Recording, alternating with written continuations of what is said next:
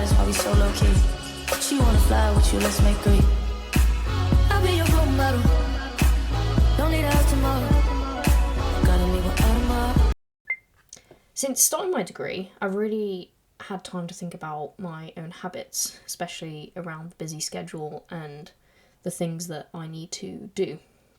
And considering I'm doing a neuroscience degree, it's really made me think about the science behind why I do these things and how they work. The big thing with me is exercise, as I'm sure you already know, and I think since starting uni I've really been able to learn about how exercise works and the mechanisms behind exercise and why I am able to progress so much. And I think with muscle gain, that's really, my knowledge has definitely changed on that, and it's definitely gotten better since going to the gym more. And I think with social media recently, it's definitely a bigger topic than it used to be, at least when I was a kid.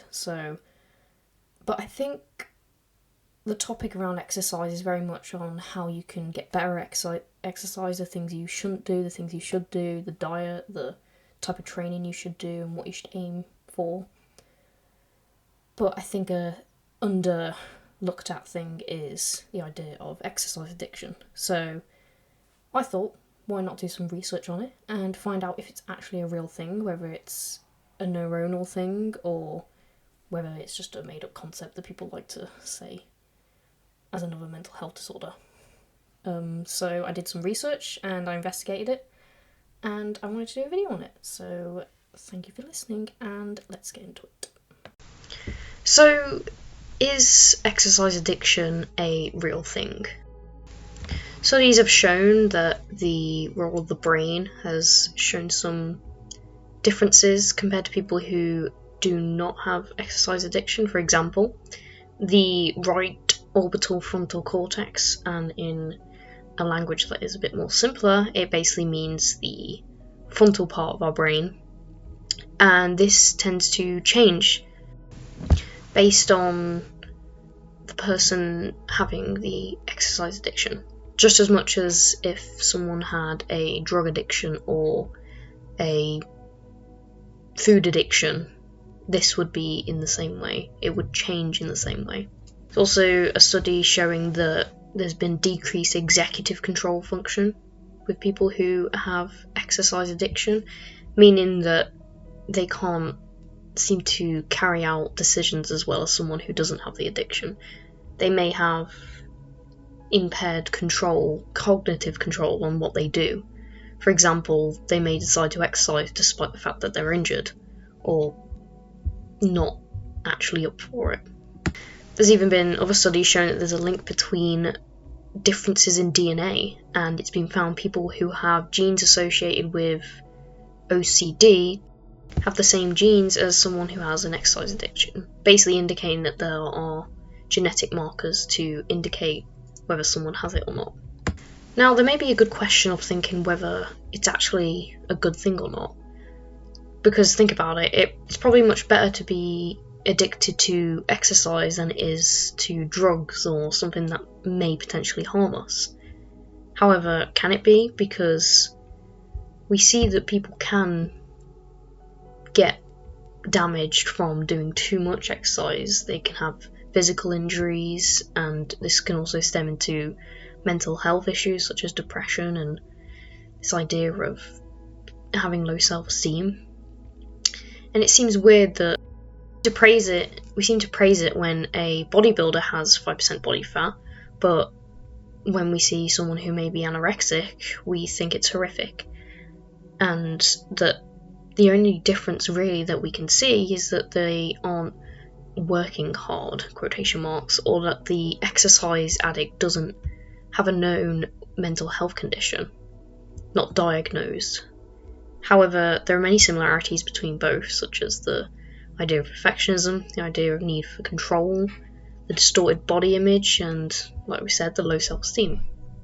People seem to be okay with destroying our bodies so long as we have a purpose in life, so long as it aims towards a specific goal, like bodybuilding or training, anything like that. But if it's seen as something that doesn't require a purpose, it's looked down upon.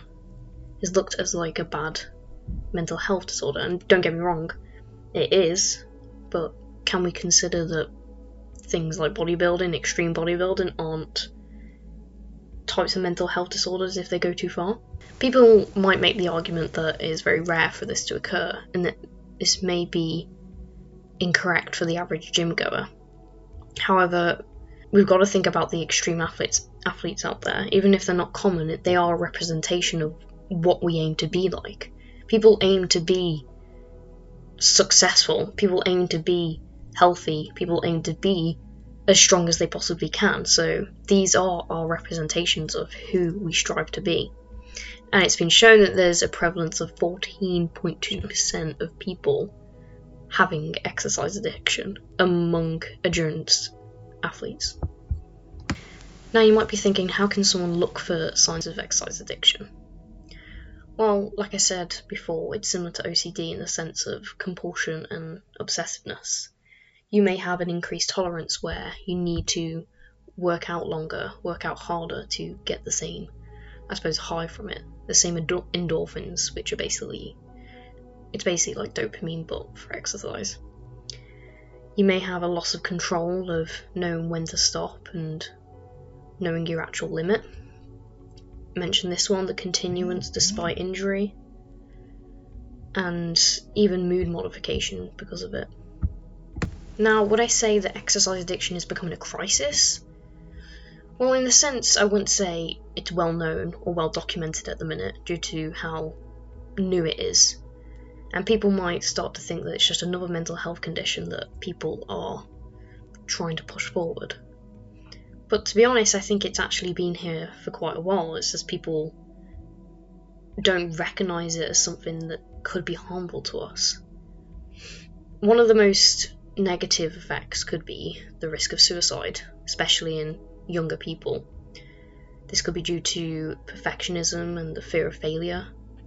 It's been suggested that among athletes, this tough mindset which people need to have, it does serve as a benefit for the actual sport, but it can discourage children, young athletes, to not want to seek help. And they want to avoid these feelings of being weak. And they want to constantly be strong and have this burden on top of them, even if they do actually need help. Another issue is the prevalence of body dysmorphia. It seems to be increasing among sports enthusiasts. For example, a study investigating 321 Lebanese sport practitioners found a significant association between exercise addiction and body dysmorphic concerns, potentially showing that exercise addiction is kind of like a domino effect, where you'll have that addiction and it'll affect other aspects of your life, the way you look at yourself, your diet, your physical health, your mental stability. Am I saying that you shouldn't exercise? Well, no, that is not what I'm trying to say. Because I think most people who aren't exercising should definitely be exercising. The rate of adults doing exercise, at least in the UK, is around 31%. And that's just basic walking, running, cycling 30 minutes a day. And around 80% of young people do not meet the normal standards of exercise, which is, like I said, simply walking for 30 minutes a day, or running for 10 minutes, or cycling for 10 minutes. Basic things that most people should probably be able to do. However, what I am trying to say is, if, like with anything in life, if it's taken too far, then that can become a problem. It can become an addiction. It can be damaging to your mental and physical health. And with exercise becoming a more prevalent topic nowadays, I think it's definitely something worth discussing about, and possibly the impact it could have if we do have a problem with it in our society, where people are using it to escape their mental health issues or family issues which are going on, or anything like that people are using exercise to, make themselves feel better. Because there are sometimes better things you can be doing rather than just pushing yourself to the extreme to either punish yourself or to get a dopamine hit. So would you say that exercise addiction should be classed as a mental health condition, or should it just be, or should it not be? Is it just a phenomenon that people are saying just to get away with not doing exercise? So let me know in the comments, and I hope you enjoy the video.